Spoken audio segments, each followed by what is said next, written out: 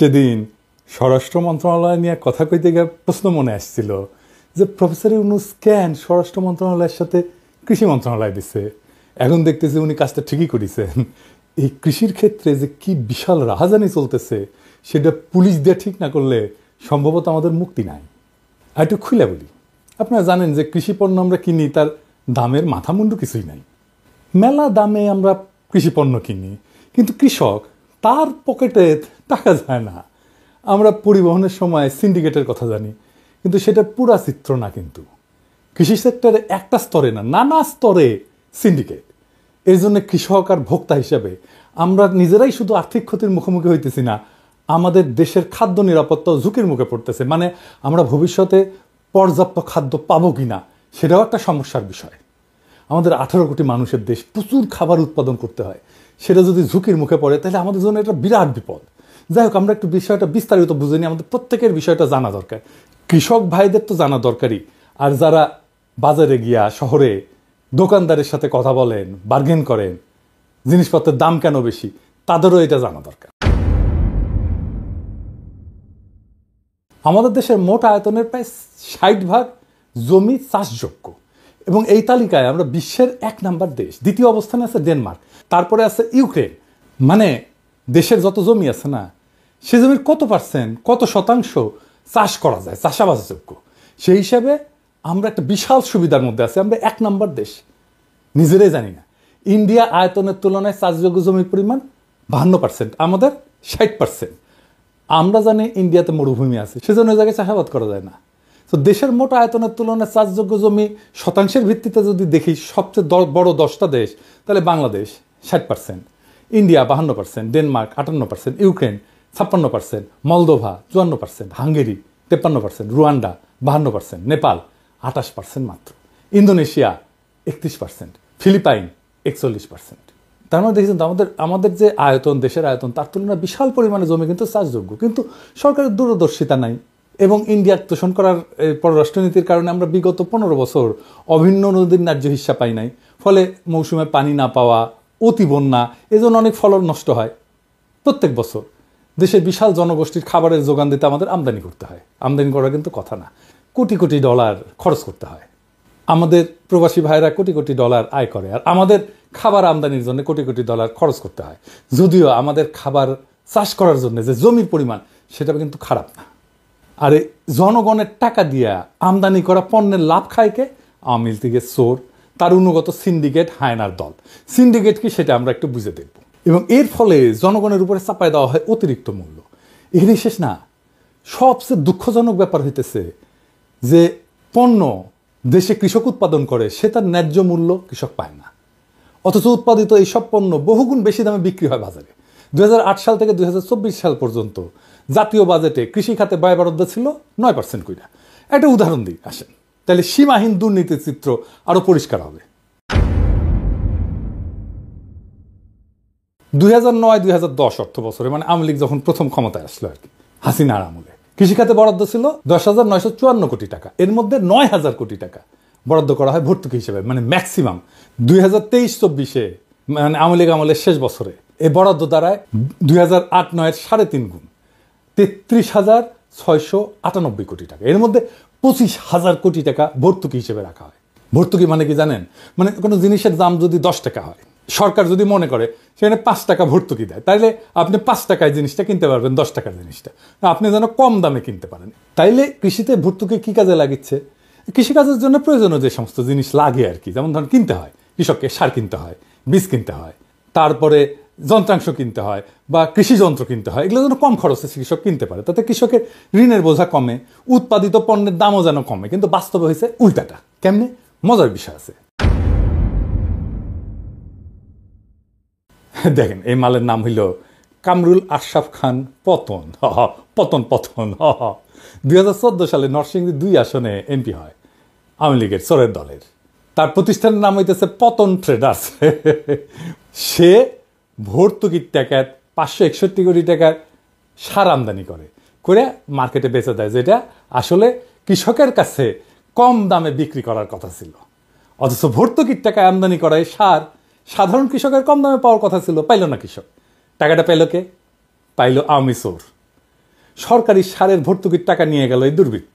হ্যাঁ, দেখেন এইখানে শেষ না, তার নামে দুর্নীতি দমন কমিশনে কিন্তু কেস ফাইল করলো, তার বিচারের আওতায় আনা যায় না, আজকে পর্যন্ত আনা যায় না, পতন ঘটানো যায় না, বরং আবার সে করেছে কি ফুটবল ফেডারেশনের প্রেসিডেন্ট হওয়ার খায়সে করেছিল। এরকম ঘটনা একটা না, বছরে বছরে নতুন ফন্দি ফিকির করিয়া এই খাদ্য আর কৃষি খাতকে ঠেলে দেওয়া হয়েছে বিপর্যয়ের দিকে। বাংলাদেশ ভোগ্য পণ্যের বাজার হিসেবে কিন্তু বেশ বড় ভারতের জন্য, এবং সবচেয়ে কম সময়ে সবচেয়ে কাছে পণ্য সরবরাহ করা যায়। বাজার যদি অস্থিতিশীল থাকে তাহলে সবচেয়ে লাভ হচ্ছে ভারতের। তাতে একদিকে পলিটিক্যালি ব্ল্যাকমেল করা যায়, আবার অন্যদিকে অর্থনৈতিক লাভও আছে, জিনিসপত্র বেচাও যায়। আর আমাদের দেশ সিন্ডিকেট একদিকে যেমন রপ্তানিকারক দেশের সাথে কাজ করে, একই সাথে রাজনৈতিক সরকারের সাথেও কাজ করে। এদের লক্ষ্য একটাই, যে সাধারণ মানুষের পকেট কেটে তার ভাগ সরকার এবং প্রশাসনকে দেওয়া। তাই হয়ে আসছে গত 15 বছর। আমরা হাসিনা বড় বড় প্রকল্পের চুরি নিয়ে কথা বলি, সাথে আসে ব্যাংক ডাকাতির কথা, অর্থনৈতিক খাতকে পঙ্গু করার কথা। বড় প্রকল্প তো একবার হয়, মানে ধরেন ব্রিজ ট্রিজ তো এগুলো একবার হয়, রাস্তা টাস্তা। কিন্তু খাদ্য আর কৃষি তো প্রত্যেক দিনের ঘটনা। গত 15 বছর ধরে প্রত্যেক দিন আমরা আওয়ামী চোরদেরকে এইভাবে টাকা দিয়ে আসতেছি, এবং এই টাকাটা এরা এখনো পাইতেছে। এই যে খাতের কোথায় কিভাবে কেমনে দাম বাইরে যায়, এটা কিন্তু সাধারণ মানুষের কাছে দৃশ্যমান না। পদ্মা সেতুর মতো বাজারে 1 কেজি পেঁয়াজের দাম বাড়লে মানুষ বিরক্ত হয়, কিন্তু বুঝতে পারে না কোথায় কিভাবে ঘটনা ঘটতেছে। তাই ভাবলাম আজকে বিষয়টা একটু পরিষ্কার করি। এটা বুঝতে পারি পেঁয়াজ নিয়ে, যে প্রথমে ভারতীয় পণ্য বয়কট আন্দোলনের টাইমে দেখি যে পেঁয়াজ আমরা উৎপাদন করি চাহিদার চাইতে বেশি, আমরা যা খাই তার চেয়ে বেশি উৎপাদন করি, তাও আমাদের পেঁয়াজ আমদানি করতে হয় কেন ইন্ডিয়া থেকে। আর এমন ধারণা তৈরি করা হয় যে পেঁয়াজ না আসলে আমাদের রান্নাবান্না বন্ধ হয়ে যাবে। গত রমজানে 120 টাকা কেজি ছিল না পেঁয়াজ, এই রমজানে কত খাইতেছেন? 30 টাকা কেজি পেঁয়াজ খাইতেছেন, তাই না? কি ম্যাজিক? কোন ম্যাজিক? প্রফেসর ইউনুস ম্যাজিকে ইন্ডিয়ান পেঁয়াজ আমরা আনি না, এরই হইতেছে ম্যাজিক। তাও আবার কেউ কেউ বলে যে আগেই ভালো ছিলাম। সিন্ডিকেটকে ঠান্ডা করেন, পুরা বাজার ঠান্ডা হয়ে যাবে। এই কৃষি পণ্যের বাজারের রাহাজানি ভালোভাবে বুঝতে হলে আমাদের সিন্ডিকেট বিষয়টা একটু বুঝতে হবে। সিন্ডিকেট হইতেছে ইংরেজি শব্দ, ইংরেজি শব্দ জন্য যে ঠিক শব্দ তা কলে না, বাংলা মানে হইতেছে চক্র বা আতাত। মানে অনেকে একসাথে একটা কাজ করে। হাসিনা আর মোদি একসাথে হইয়া বাংলাদেশে ফ্যাসিবাদ চালাইছে না, তাই আমরা এটাকে হাসিনা মোদির সিন্ডিকেট কইতে পারি। তো ব্যবসায় যখন সিন্ডিকেট বলি আমরা, তো তখন এটা কিছু ব্যবসায়ী একত্র হইয়া যখন কোনো পণ্যের সরবরাহ, উৎপাদন এবং দাম নিয়ন্ত্রণ কইরা বাজারকে নিয়ন্ত্রণ করে, বাজারে মূল্য নিয়ন্ত্রণ করে। যেমন ধরেন সোয়াবিন তেল কে করে? এই যে মেঘনা group, TK group, city group, S Alam group, Abul Khair group, Bashundhara, এরা সোয়াবিন তেলের সিন্ডিকেট চালায়। মেঘনা কিন্তু 71 টিভির মালিক, মানে আওয়ামী লীগের শয়তানগুলো টাকা রাখার গেলে মূল জায়গা ছিল। গত 15 বছরে হেন কোনো অন্যায় নাই ব্যবসার জন্য যা করেনি। ভ্যাট নাও দেওয়া, অন্যায়ভাবে গ্যাস সংযোগ নেওয়া, তাপসের সাথে মিলা ব্যাংক করা, এখনো সে 1000 কোটি টাকার গ্যাস অন্যায়ভাবে ব্যবহার করেছে। এই যে মেঘনা টেকনা।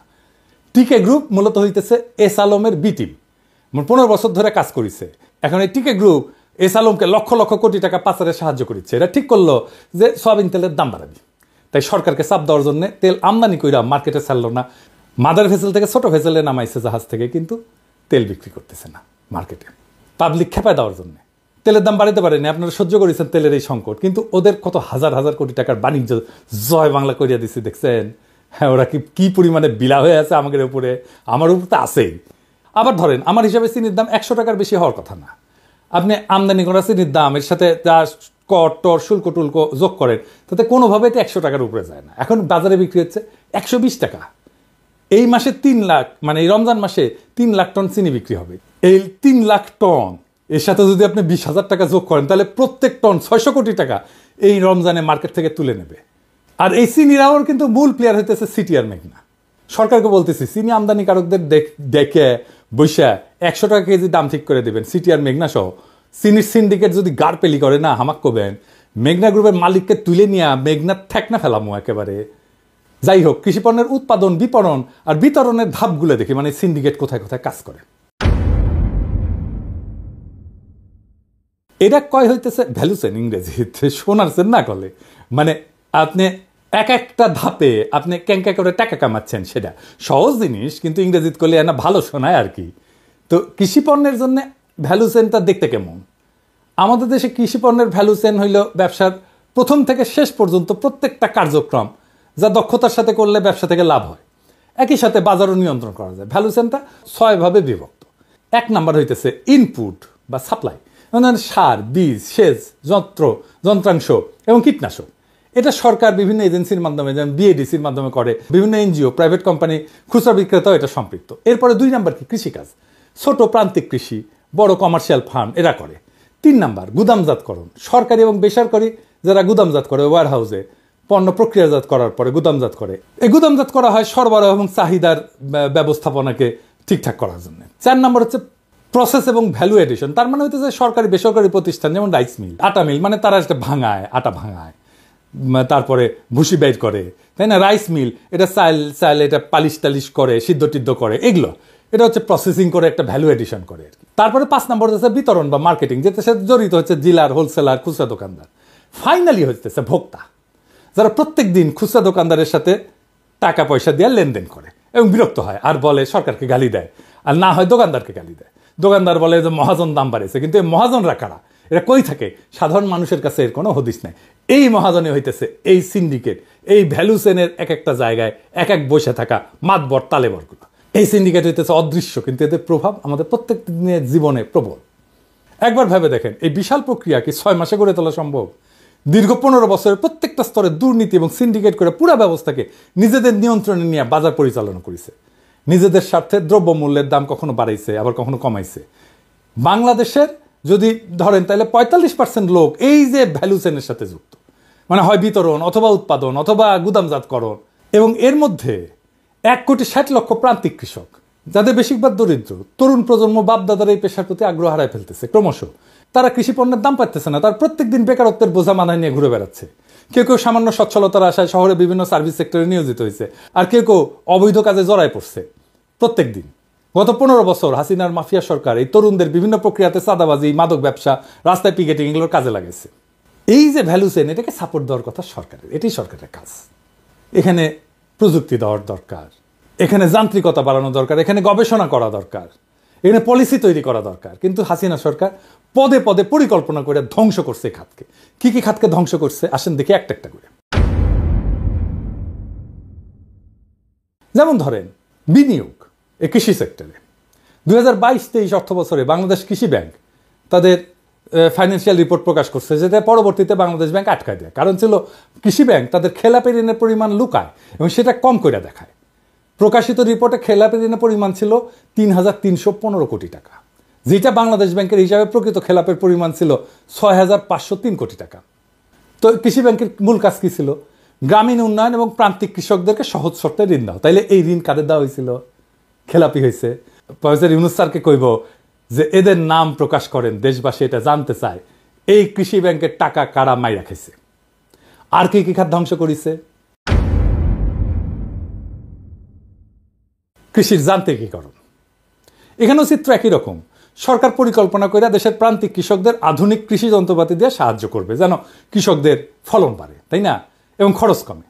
এই লক্ষ্যে বরাদ্দ হয় 3,000 কোটি টাকার একটা তহবিল, এবং এই কৃষি যন্ত্রাংশ কেনার জন্য প্রায় 70% ভর্তুকি দেওয়া হয়।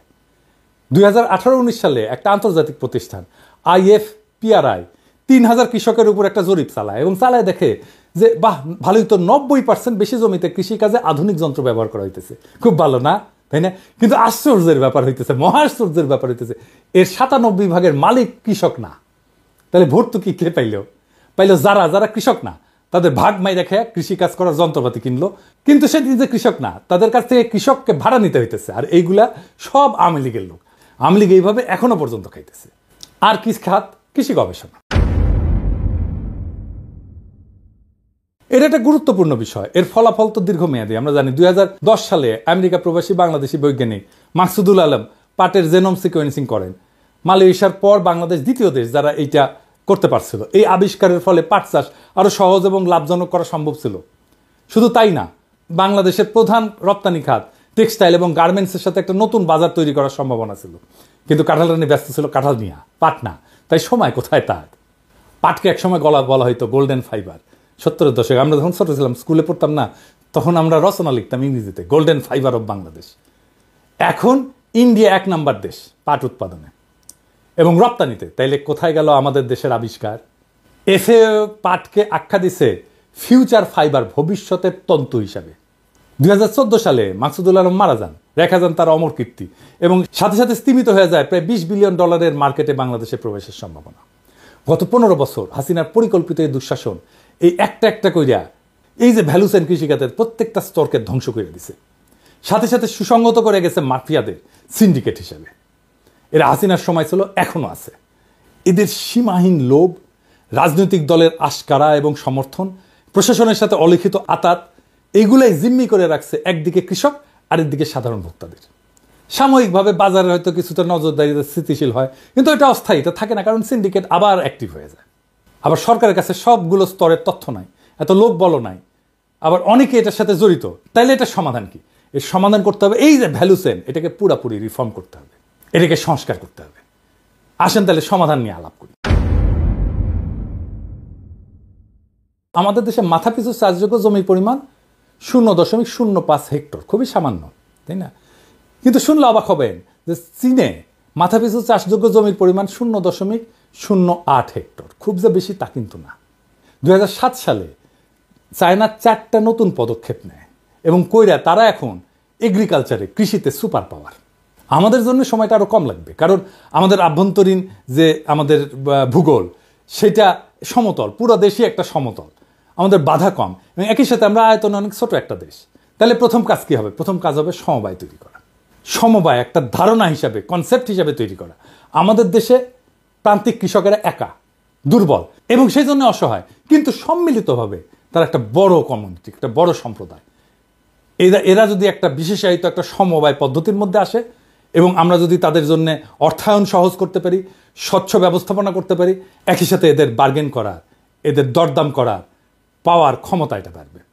নতুন প্রজন্ম এই প্ল্যাটফর্মে আসতে উৎসাহী বোধ করবে, কারণ কাজ করার সুযোগ থাকবে, তথ্য থাকবে অনেক বেশি, তার ফলে নিয়ন্ত্রণ থাকবে। এরা নতুন প্রজন্ম অনেক বেশি টেকনোলজি জানে, তাই টেকনোলজির ব্যবহার অনেক বেশি হবে। ভ্যালু চেইনের যে প্রথম 3টা স্তর, যেমন ইনপুট সোর্সিং, ফার্মিং, স্টোরেজ, একই সাথে করার সুযোগ থাকবে। ফলে এই স্তরে সিন্ডিকেটের ক্ষমতা ক্রমশই হ্রাস পাবে। তাহলে এই যে নতুন প্রজন্ম, এই নতুন প্রজন্ম কিন্তু ভ্যালু চেইনের 3টা স্তর, প্রথম বলছিলাম না, মনে আছে? ইনপুট সোর্সিং মানে ওই যে সার, বীজ, টিজ এগুলো জোগাড় করা, কৃষিকাজ করা, মূল কৃষিকাজটা করা। এবং 3 নম্বর হচ্ছে এটার গুদামজাত করা, একই সাথে করতে পারবে এই কৃষক, এই নতুন প্রজন্ম। এর ফলে সিন্ডিকেটের ক্ষমতা ক্রমে হ্রাস পাবে, এই জায়গাগুলোতে সিন্ডিকেট আর থাকবে না। এই চীন ছাড়াও Netherland, Denmark, America, Japan, Canada সহ আরও কিছু দেশ যারা এগ্রি সুপার পাওয়ার হিসাবে পরিচিত, তাদের সবারই এই ধরনের সমবায়ের একটা মডেল আছে এবং তাদের সাফল্য প্রমাণিত। আমাদের দেশে গ্রামীণ ব্যাংক, প্রফেসর ইউনূসের গ্রামীণ ব্যাংকেরও কিন্তু সমবায়ের মডেল আছে। এই সাই শুধু দেশে না, সারা পৃথিবীতে সফলতার সাথে কাজ করছে গ্রামীণ ব্যাংক। 2 নম্বর, প্রযুক্তি এবং যান্ত্রিকীকরণ। কৃষিতে প্রযুক্তি একটা খুবই গুরুত্বপূর্ণ বিষয়, এটা আমাদের দেশেও প্রমাণিত। এই যে কৃষি প্রযুক্তির যে মালিকানা, এইটা শুধু কৃষকের হাতে তুলে দিতে হবে, তার সাথে নতুন টেকনোলজি ব্যবহার যোগ করতে হবে ক্রমান্বয়ে। আজকের তরুণ প্রজন্ম, নতুন প্রজন্ম অনেক স্মার্ট এবং টেকনোলজি জানে, যেটা পুরনো প্রজন্মের কাছে বিড়ম্বনা, তারা এটা করতে চায় না। পুরনো প্রজন্মের কাছে যেটা বিড়ম্বনা, সেটা নতুন প্রজন্মের কাছে ভরসার জায়গা। এতে পণ্য এবং গুণগত মান বৃদ্ধি পায়, খরচ কমবে, অপচয় কমবে, ফলে ফলন বেশি পাওয়া যাবে। 3 নাম্বার, কৃষি পণ্যের যে বাজার ব্যবস্থাপনা, স্বচ্ছতা আনতে হবে, এটা গণতান্ত্রিকরণ করতে হবে এবং সংযুক্ত করতে হবে, বাজারগুলোকে সংযুক্ত করতে হবে, বাজার ক্রেতা বিক্রেতা এটাকে সংযুক্ত করতে হবে। এটা কি? 3টা উপাদান প্রয়োগ করিয়া প্রযুক্তি নির্ভর বাজার সংস্কার করলে এই বাজার ব্যবস্থায় যে বাজার পরিবর্তন ব্যাখ্যা করতেছে। 1 নম্বর, স্বচ্ছতা। বাজার ব্যবস্থা কৃষক এবং ভোক্তার মধ্যে একাধিক মধ্যস্বত্বভোগী থাকে, ফলে দামের অস্বচ্ছতা সৃষ্টি করে। কৃষক জানেই না যে তাদের উৎপাদিত পণ্য শেষ পর্যন্ত কি দামে বিক্রি হচ্ছে, এতে তারা বাজারের ন্যায্য মূল্য থেকে বঞ্চিত হয়। আর আমরা তো দেখছি বর্তমান বাজার ব্যবস্থা কিছু ব্যবসায়ী গোষ্ঠী, সিন্ডিকেট দামের উপরে একচেটিয়া নিয়ন্ত্রণ প্রতিষ্ঠা করে। প্রযুক্তির ব্যবহারের মাধ্যমে কৃষক যদি সরাসরি বাজারে প্রবেশের সুযোগ পায়, তাহলে এই সমস্যার সমাধান হতে পারে। যেমন কি, ধরো সরাসরি কৃষক ভোক্তার কাছে বিক্রি করতে পারবে। ফার্মার টু কনজিউমার মডেল ব্যবহার করলে কৃষক সরাসরি তার উৎপাদিত পণ্য অনলাইনে বিক্রি করে দিতে পারবে। ভারত এবং চীনে কিন্তু এই মডেল দারুণভাবে সফল হয়েছে। আরও করা যায়, যেমন ধরেন স্মার্ট কন্ট্রাক্ট, এটার মাধ্যমে দর কষাকষি করা যায়। একটা অনলাইন বিডিং মার্কেট চালু করা যায়, যেখানে কৃষকরা তাদের পণ্য নির্দিষ্ট বিক্রি করে দিতে হবে, বিট করতে পারবে, বলবে যে এটা আমার পণ্য, দাম এত, আমাকে এত টাকা দিতে হবে এত মনের জন্য। সেইখান থেকে ভোক্তা বা পাইকারেরা সেরা দামে কিনে নিতে পারবে। এতে কৃষকেরা ন্যায্য মূল্য পাবে এবং সিন্ডিকেটের হাতে বাজার নিয়ন্ত্রণ থাকবে না। আর সংযুক্তি বলতে যেটা বলছি, কৃষকদের শহরের পাইকারি বাজারের সাথে এবং সরাসরি ভোক্তাদের সাথে সংযুক্ত করা যায়, তাইলে বাজার আরও কার্যকর হবে এবং পণ্যের দাম স্থিতিশীল থাকবে। আর কি? আন্তর্জাতিক বাণিজ্য। প্রধান উপদেষ্টা সমুদ্র বন্দর নিয়ে ভবিষ্যৎ পরিকল্পনা করছে, তা কিন্তু সত্যি আশার আলো দেখাচ্ছে। আমাদের কৃষি পণ্যের গুণগত মান বজায় রাখা দরকার। প্রসেসিং জোন, যেখান থেকে আমরা পৃথিবীর কাছে অনেক সুলভ মূল্যে ভালো পণ্য বাজারজাত করতে পারবো, তাতে বৈদেশিক মুদ্রা আসবে, যার ভাগ কৃষকও পাবে। বাজার মূল্য নিয়ন্ত্রণের প্রথম ধাপ হচ্ছে কৃষকের ক্ষমতায়ন। বৈষম্যহীন বাংলাদেশ গড়তে হাজার হাজার ছাত্র জনতা প্রাণ দিয়েছে 2024 জুলাই আগস্টে। কৃষককে ক্ষমতায়ন করার মধ্যে দিয়ে সেই যাত্রা শুরু হোক কৃষিতে। প্রফেসর ইউনূসের কাছে আমার অনুরোধ, দেশে অনেক উদ্যমী এবং প্রতিভাবান তরুণ আছে, তাদের সাথে আছে অনেক নিবেদিত প্রাণ উদ্যোক্তা, যারা দেশে প্রযুক্তি উন্নয়ন করতে পারবে, যারা দেশ গড়তে চায়। এই সোনার দেশে অনেক সম্ভাবনা, শুধু প্রয়োজন আপনার এবং আপনার সরকারের পৃষ্ঠপোষকতা। আসেন আমরা দেশটাকে গড়ে তুলি। এই অস্থিতিশীল বাজার, সিন্ডিকেটের দৌরাত্ম্য এবং কৃষকদের ন্যায্যতার অভাব এগুলো কোনো স্বাভাবিক অবস্থা না, বরং পরিকল্পিত লুটপাটের ফল হাসিনার জামানার। এর সমাধান প্রশাসনিক শাস্তি না, বরং কৃষিখাতের কাঠামোগত সংস্কার, প্রযুক্তির ব্যবহার এবং কৃষকদের অর্থনৈতিক ক্ষমতায়ন। সিন্ডিকেট ভাঙতে হলে কৃষকদের সরাসরি বাজারের সাথে যুক্ত করতে হবে, স্বচ্ছ নীতিমালা গড়ে তুলতে হবে। আগের ফ্যাসিস্ট এবং স্বৈরাচারী সরকারগুলো সেটা করেনি, আমাদের সেটাই করতে হবে। কৃষকদের হাতে ক্ষমতা ফিরাই দিতে হবে। বাংলাদেশের 18 কোটি মানুষের ভাগ্য সিন্ডিকেট না, প্রবৃদ্ধির চাবিকাঠি হইতে পারে যদি শুধু আমরা নিজেরাই ব্যবস্থা নিতে পারি নিজেদের ভাগ্যের। ইনকিলাব জিন্দাবাদ।